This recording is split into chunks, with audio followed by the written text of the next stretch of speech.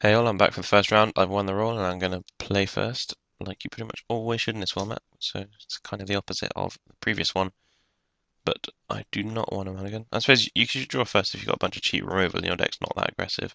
So if you're black-red, non-bloodthirst, but again, in that case, your deck's probably quite bad. So, yeah, choose to draw. Sorry, choose to play. And yeah, this hand's not great, but kept it. I suppose it is quite great. It's got 2/3 drop, negate, and a Peregrine Griffin. Drawing the second Griffin makes it slightly worse, but I mean, it means we're drawing quite live because we either draw lands or spells, and either way it's fine. Um, yeah, so I drew the land, and we'll get in for 1, for 2, activate Bloodthirst, and drop Mountain Blood Ogre. Sorry, wait, I meant Skywinder Drake. Um, yeah, opponent's red-green. I don't really like red-green. You don't gain much from being red. It's just kind of like clunky aggressive decks. There we go, the clunky aggressive deck. And I don't have a 4-drop, so I'll just get in for 3. I'm not gonna next level him by attacking with Coral Merfolk because I think he would probably just call the bluff. And hopefully he tries to fireball both my guys so I can negate it.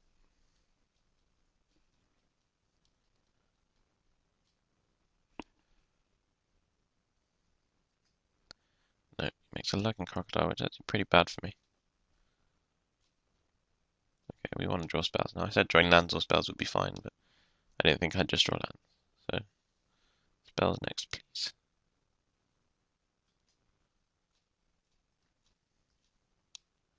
At least this guy blocks his Blood Ogre, so we shouldn't be taking too much more damage on the ground. Oh, makes this one. He's playing Jund. I really don't like splashing in this format either. Same reason as choosing to draw as well, really. You don't really have the time to assemble all your colours, so either you get a really inconsistent deck or you get a bit lucky. But I'd rather go for the consistency and not have to get lucky to pull off all the colours.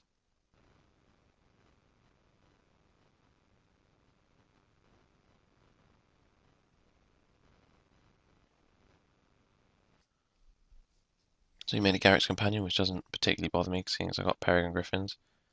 I'm just going to bash them for 5 in the air and make another Peregrine Griffin. I have no reason to make either deck just yet. A, to show him, and B, to... Oh, in which case... Yeah, in which case I'll just make neither a deck. Forget that.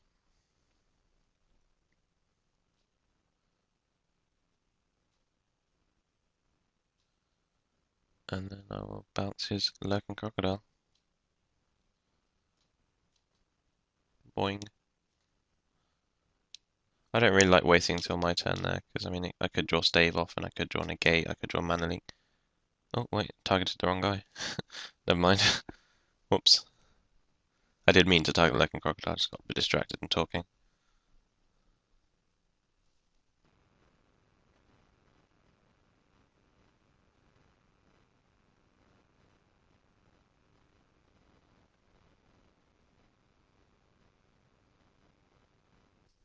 Arachnus Web is kind of annoying, but something I can live with.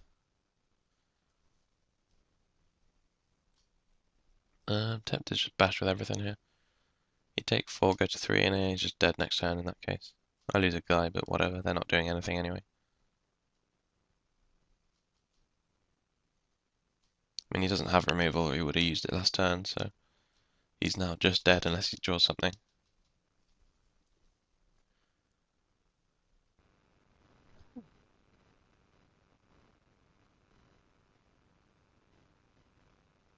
And he's just dead.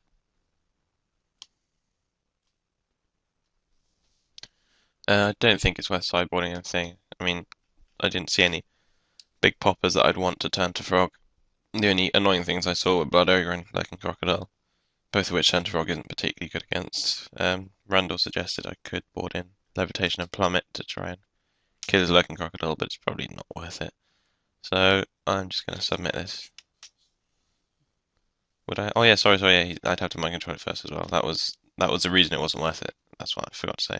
So I'd take it, give it flying, and then plummet it. But yeah, that's not really worth just for a lurking crocodile. So I will just submit this and see you game two.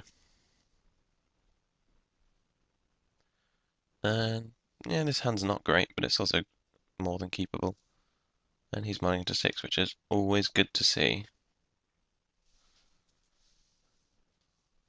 This is where Ponder's bad, because I'm just going to see 2 lands and a spell, and I think, don't know what to do. I suppose 1 land and a spell is actually fine. Chuck them all on top in any order.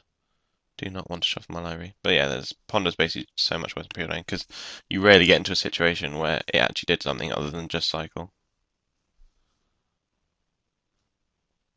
Jade Mage is kind of annoying for a blue-white deck, but hopefully I can race it in here. I mean, I do have a pretty sick curve of Pegasus, Either Debt, Assault Griffin.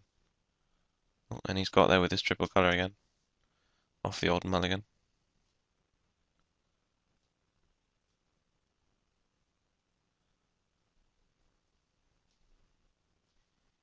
So yeah, I guess when you do draw the 3 colours, and you might as well be in 3 colours, but when you don't, you've got Doomblade stuck in your hand. Or you've got, say, Garrick's Companion stuck in your hand, which he is actually playing, so all in all, it's not a good thing for him to be in 3 colours.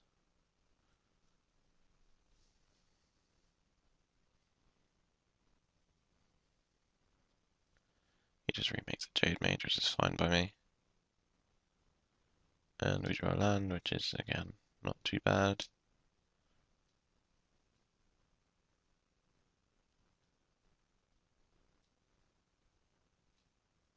We're getting a bit of free damage with Either Debt. I thought he just jumped with a sapling there because he's not winning the race, but he did not, so that's fine.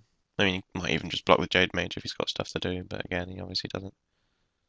I just hope he doesn't play Stingerfling Spider here.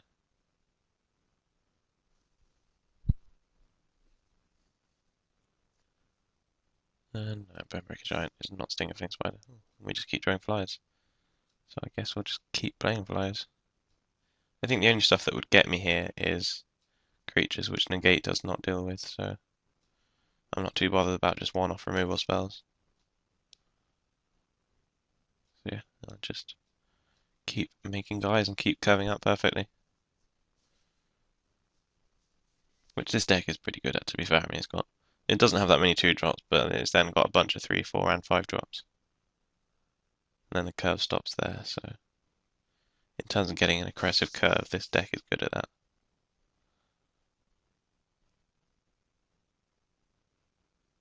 And now I just need to cross fingers saying no spiders. Chance outrage, like I said, that's fine. Although the 2 damage is actually quite relevant. Maybe I should have kept up negate.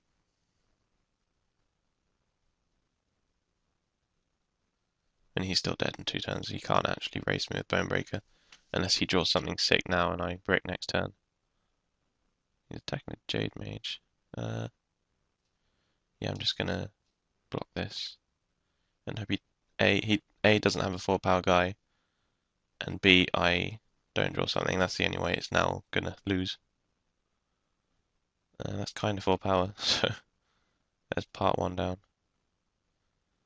Oh, but let's delete. Okay, so I'm gonna be jumping next turn. I could keep that Griffin to hold off Fiery Hellhound, attack him to 3, and just kill him with flyers. Yeah, I think that's the plan here.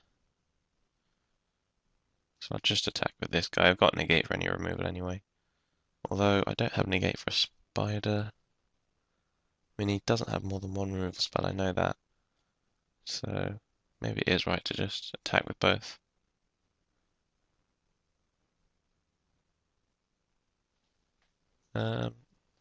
He sort of needs to draw the spider next turn. It's basically a case of like if this is playing safe but dies to a spider, whereas this like attacking with only 1 plays around double removal spell, but you can't have double removal spell, or he would have played 1 of them already. So yeah, I'll just do this, I guess, and put him dead next turn.